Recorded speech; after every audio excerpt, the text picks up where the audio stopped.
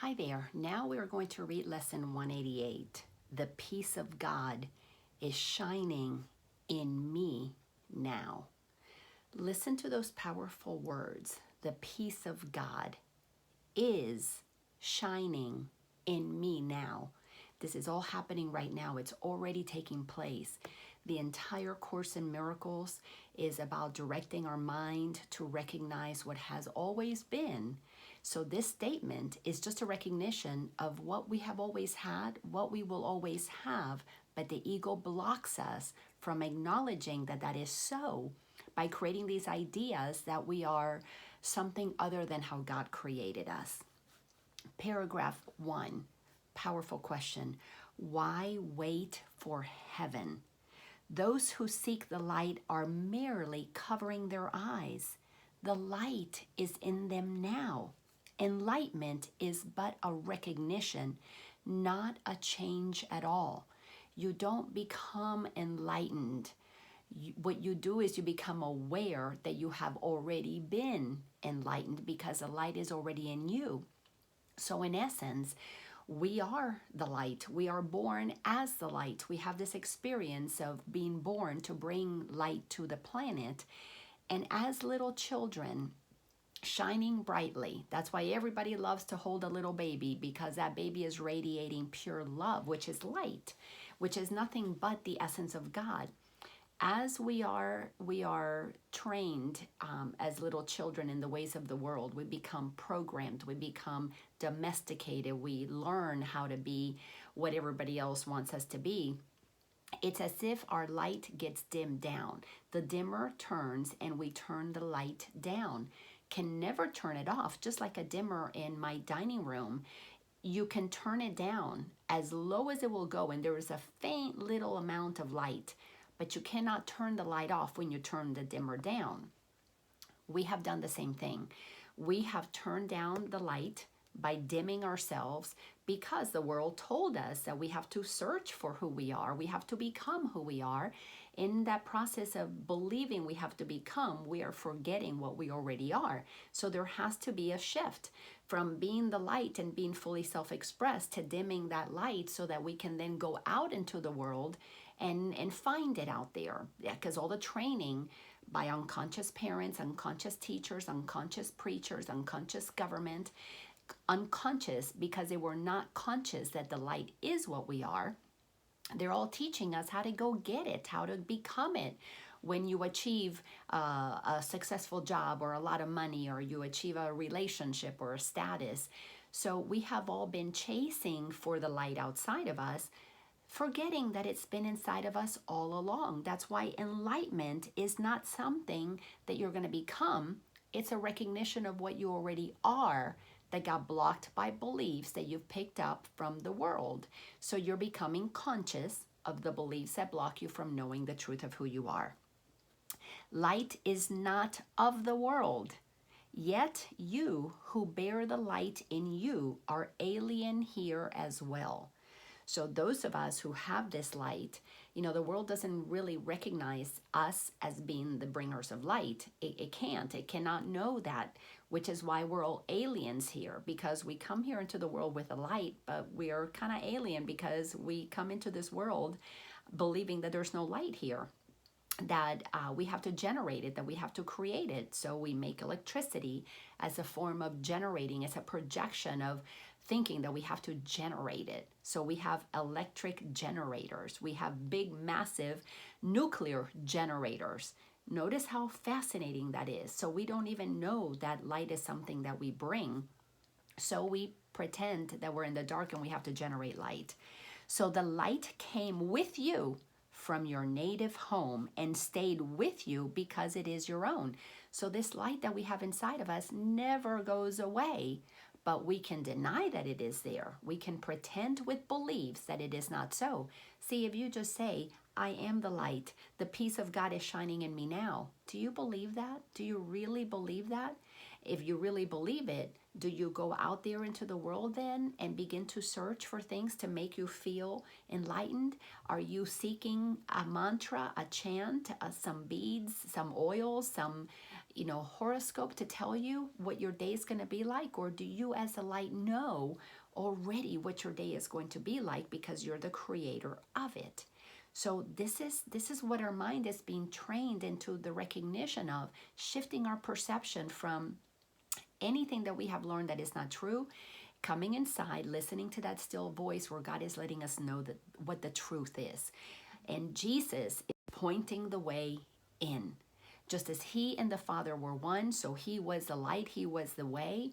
We and the Father are one, so we're recognizing that we are the light, and that is the way that we're going to save ourselves and save the world, is by recognizing that we are the light. Sentence number 7 in paragraph 1. It is the only thing you bring with you from him who is your source. That's all babies bring, is light. Babies bring nothing but love. That's it.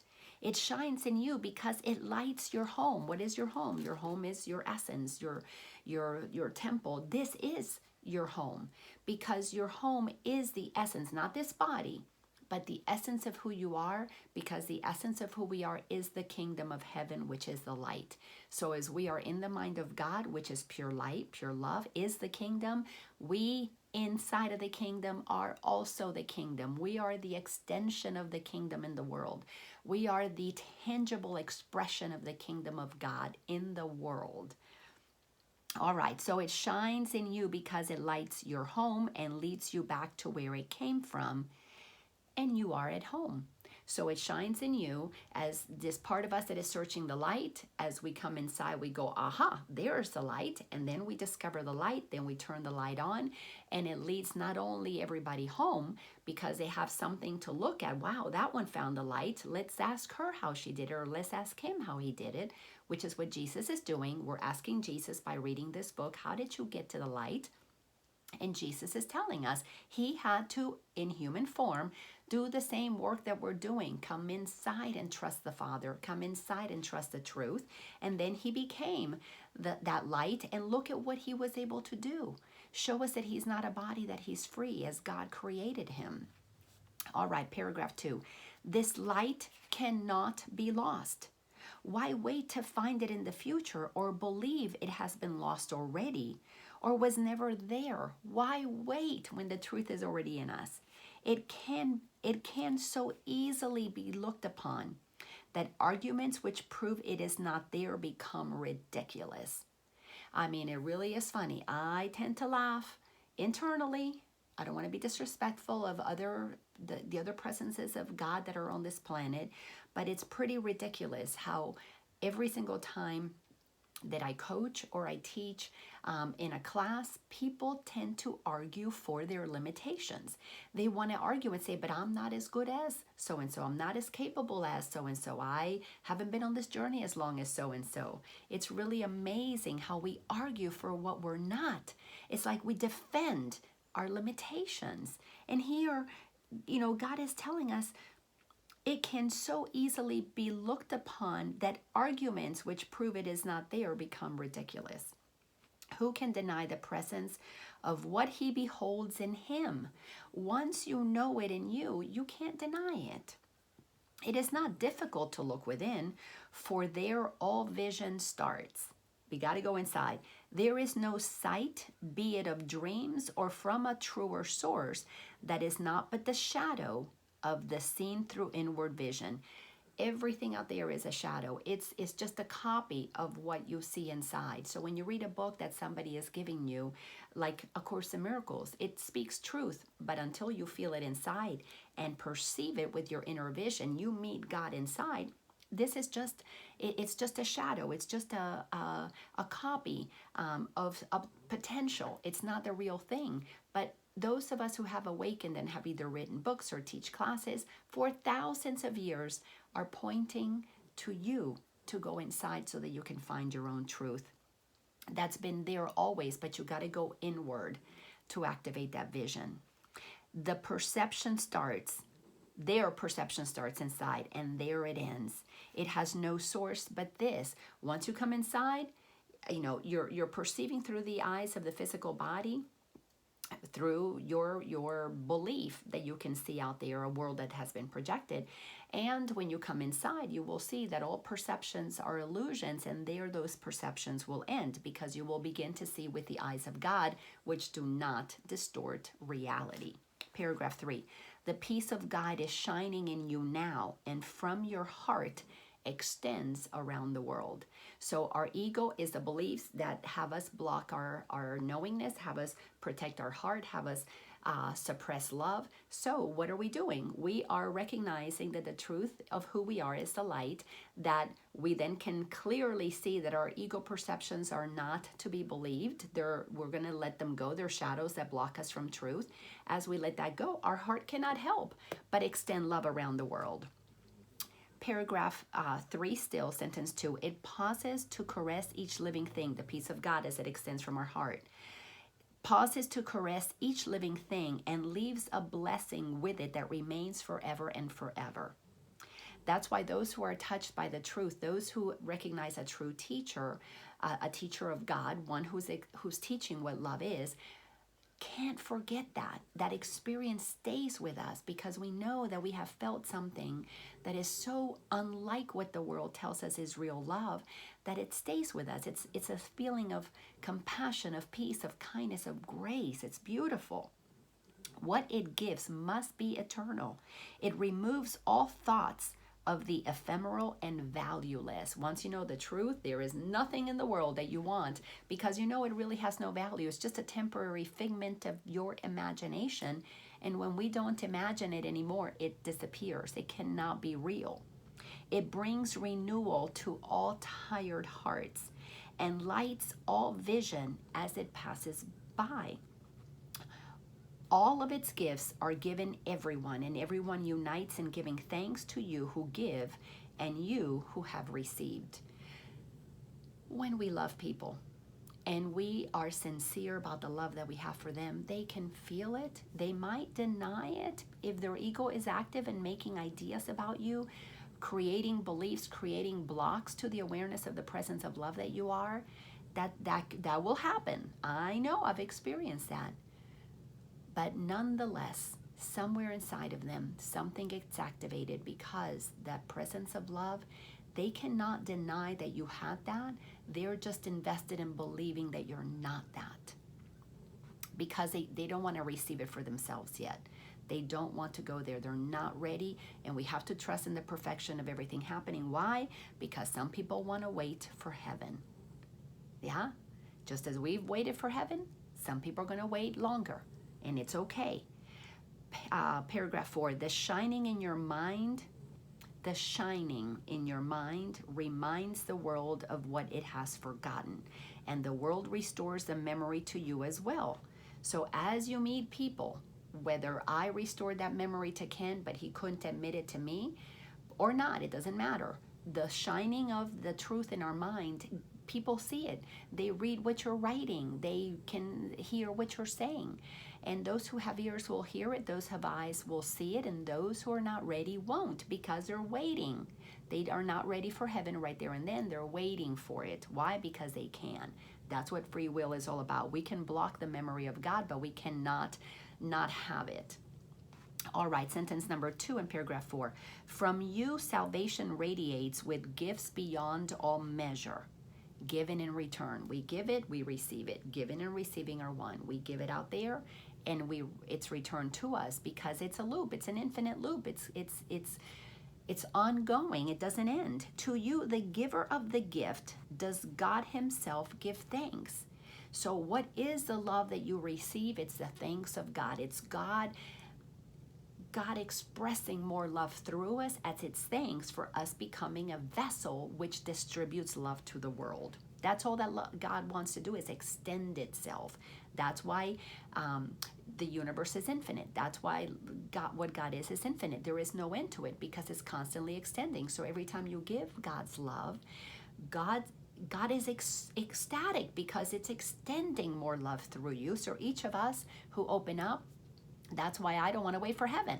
I'm claiming heaven now. Heaven is love flowing through me. There's nothing more delicious than the feeling of God pulsing through me, knowing that that is what I am.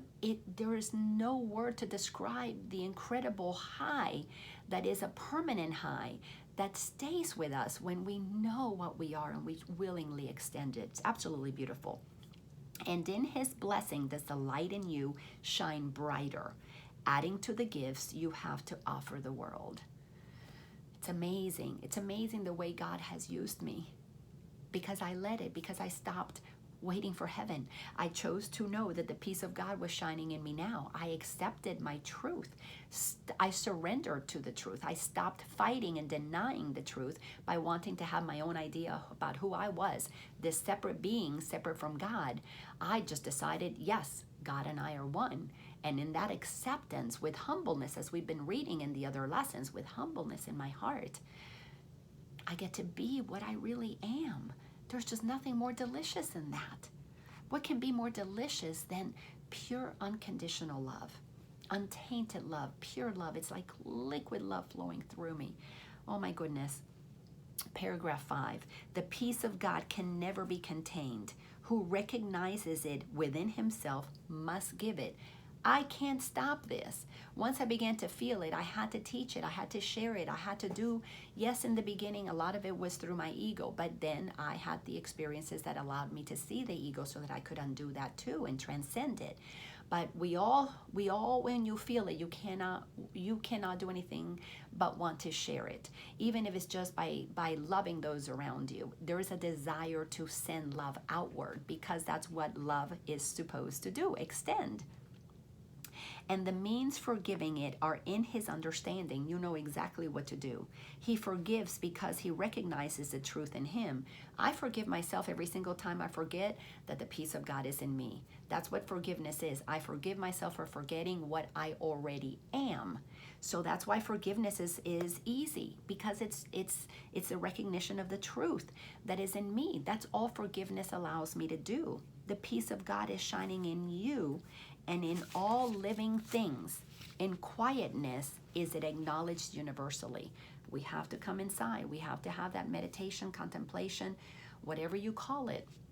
Whether it's you sit in your living room, whether it's a walking meditation, whether you do it in the bathroom, in the shower, when you're bathing. That's where a lot of my quiet time is, in the shower. It's almost like the world gets washed away and I have these moments of clarity. So wherever you are, it doesn't matter. You can come inside and be quiet. Quiet is you stop the mind and you feel God. For what your inward vision looks upon is your perception of the universe. Because when you go inside, you can perceive yourself as one with the whole universe. It's absolutely amazing. It's a miracle. Paragraph 6, sit quietly and close your eyes. The light within you is sufficient. Who would want anything else when you know that all that God is inside of you? That's abundance. That's health. That's love. That's joy. That's peace. What could be more another source of happiness, and to know that there is nothing lacking? You are whole, you're complete, you're strong, you're wise, you're everything that God is right in here. You are pure God. It alone has power to give the gift of sight to you. Going inside and asking, let the light in me be turned on. Let me turn up that dimmer. Let me feel its presence. Let me hear its truth. Let me sense its illumination of everything so that I can see clearly now. Exclude the outer world and let your thoughts fly to the peace within. They know the way, for honest thoughts, untainted by the dream of worldly things outside yourself, become the holy messengers of God himself. You will have a knowingness. They will feel like thoughts. You will know, I am the peace of God. I am the light of the world. I am as God created me. I rather have peace instead of anything else. You begin to hear these things. You begin to say, I am love. I am as God created me. And those thoughts become the truth of who you are. They build a bridge to the day that you don't have to have even those thoughts, that you are that, you know it. You don't have to say it to yourself, you know it. Paragraph 7, these thoughts you think with him. The thoughts that are true, the Course in Miracles, every word is a truth. That when you believe that it is your truth, you're thinking with God until you don't have to think anymore. You are that. Do you think God's sitting around, or Jesus sitting around saying, I am as God created me, I am holy, I need to shine my light? No, they don't say that. They don't think that. They just are that. That happens to us once we get off the bridge that we're building to move from the ego to the truth of who we are. We're stating affirmations that are helping us remember the truth, because as we begin those things, then what's not true falls away. But before what's not true falls away, this perception that we have built about the world and ourselves in the world, that things come to us from the outside, we're stepping, we're letting go of beliefs that are erroneous one at a time, sometimes two at a time. So as you build that bridge of truth, eventually you cross the bridge and you stand firmly grounded in the truth. You don't need a bridge. You don't need those affirmations. You are that. They recognize their home, the thoughts of God, with God. And they point surely to their source, where God the Father and the Son are one. God's peace is shining on them, on the truth. But they must remain with you as well, for they were born within your mind as yours was born in God. So those thoughts of truth stay in us as we are inside of God. We are in the mind of God. God thinks us into being. We think also thoughts that allow us to accept the beingness that we are. They lead you back to peace from where they came, but to remind you how you must return. That's all those thoughts do, is they remind us of our way back home.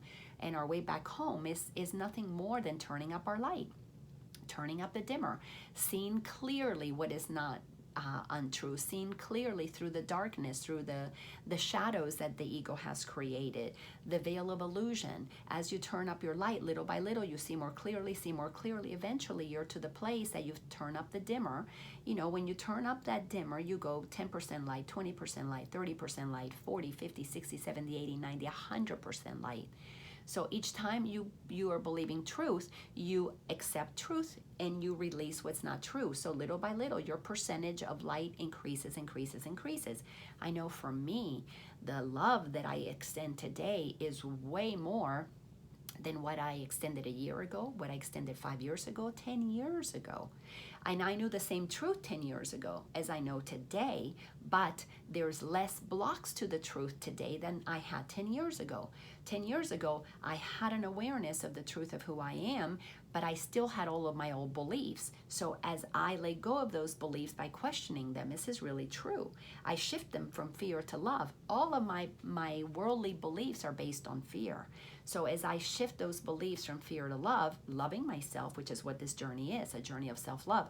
I love myself enough to accept the truth by recognizing that all of my ego beliefs are blocks to the truth, and I am okay being wrong about all the things that I used to think I was right about.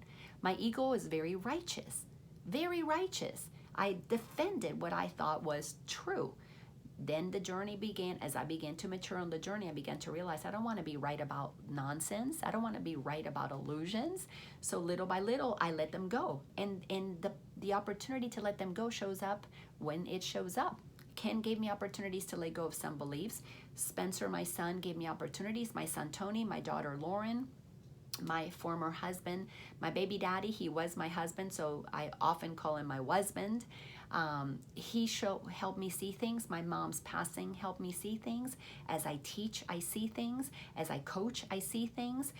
Yesterday I saw things. My new boyfriend, Dan, helps me see things. So I remove beliefs as they come.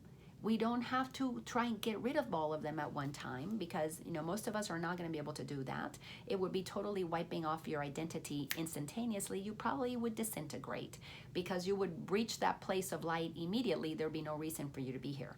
So because all that light doesn't need density of thoughts.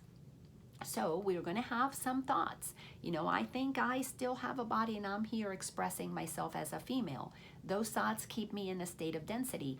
Jesus doesn't go around thinking he's a man. That's why he's not a man. He is the essence of God speaking to us through a vessel, a form that we can identify with, a personality more specifically. All right, so let's go to paragraph 8. They heed your Father's voice, these thoughts that we think with Him. They heed your Father's voice when you refuse to listen. It's really important that we have those affirmations in our mind because they heed our Father's voice. They are reminders of the truth when we are struggling to listen to the truth. And they urge you gently to accept His word for what you are, instead of fantasies and shadows. We're all going to go through a period of confusion. We're going to feel schizophrenic. We're going to know the truth. I am the light. And then you're going to be in judgment and in darkness. And you're going to feel like you have no power. And then you know you are the power. But knowing that you are the power, knowing that you are the light, knowing that you have access to God, that truth affirmed over and over and over again is what is going to allow you to move through the times when you're going to have a hard time. Your ego is going to be activated and you're going to have a hard time grounding yourself in truth, but you will at least know the truth. It's going to help you. They remind you that you are the co-creator of all things that live. We are co-creating our life experience. Everything that we're projecting is our idea of what the world is according to what we've been taught. But we can co-create with God and accept what God created and begin to see it that way.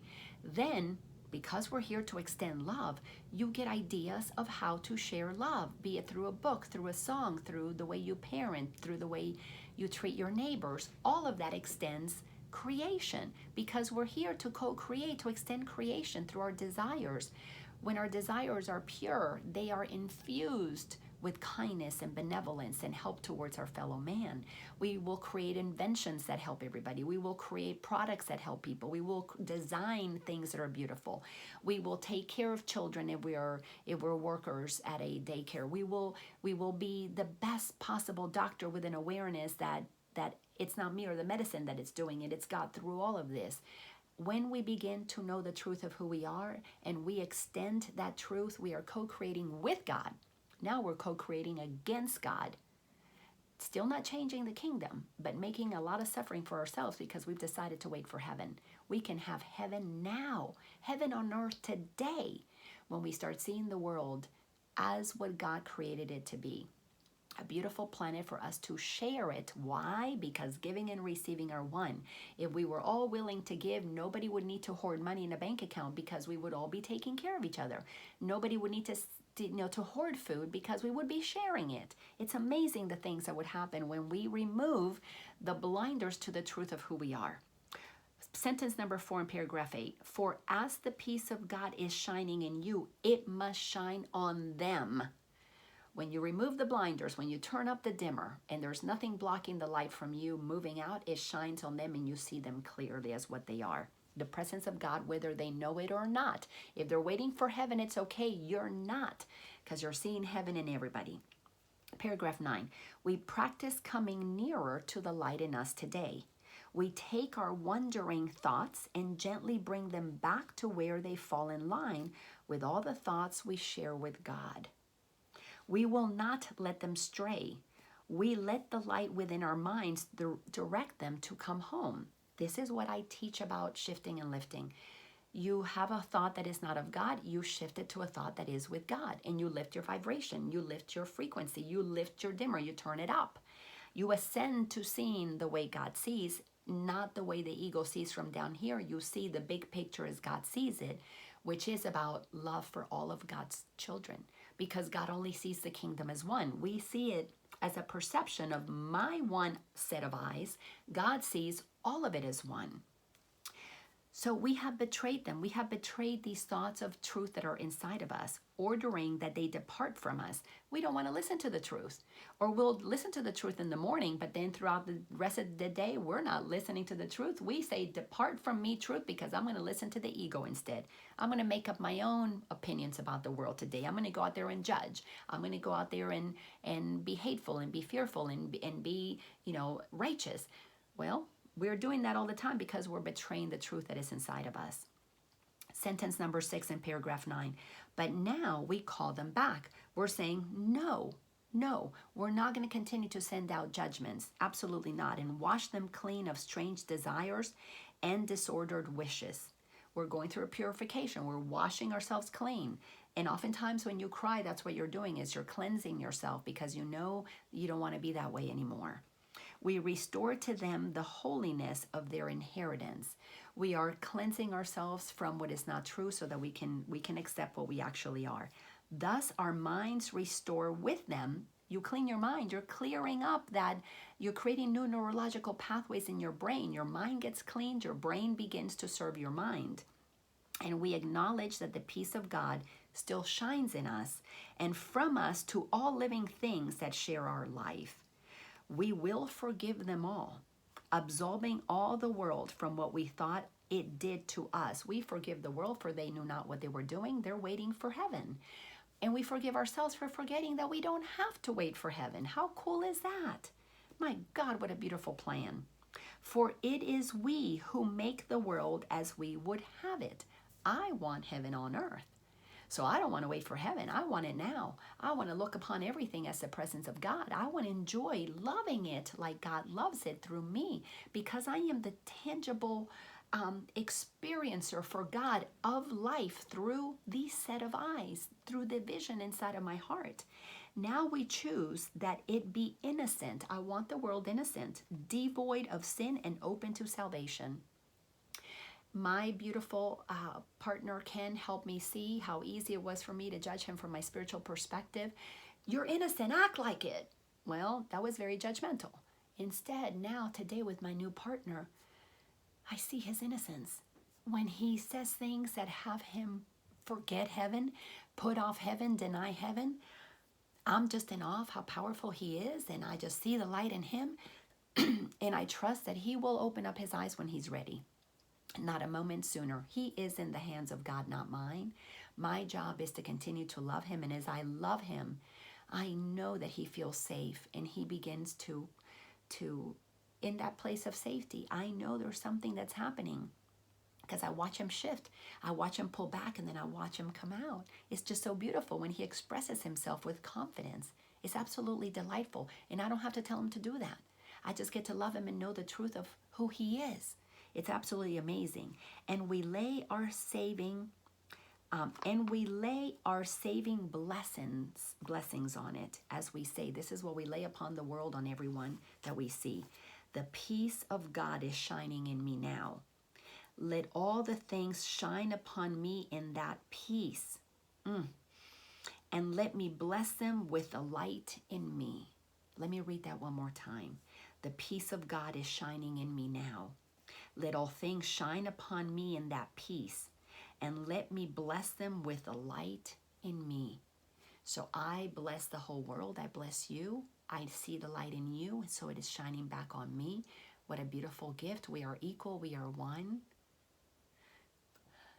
Thank you for allowing me the opportunity to share these lessons, my interpretation of them, and how they have helped me remember the truth of who I am.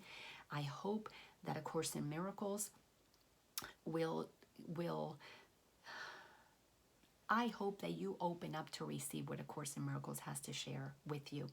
It's just pointing you back inside. If you go inside, you cannot help but find the presence of love, the presence of light, the presence of grace, the presence of God that you are. Namaste.